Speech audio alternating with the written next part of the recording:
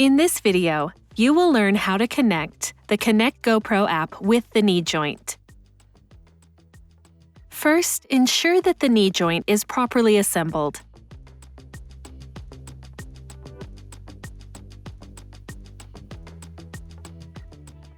Connect the cables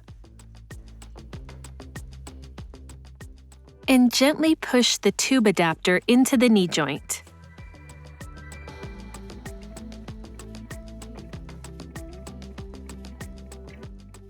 To initiate Bluetooth pairing, connect and disconnect the charger. This opens a 2-minute setup window for Bluetooth connection. If the knee joint is already switched on, you can always turn Bluetooth on by turning the knee joint upside down. Then wait for the status signal.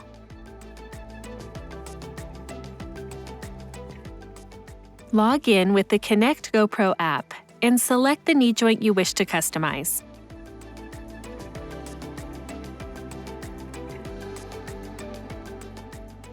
The Bluetooth connection is established when the blue LED light remains permanently lit.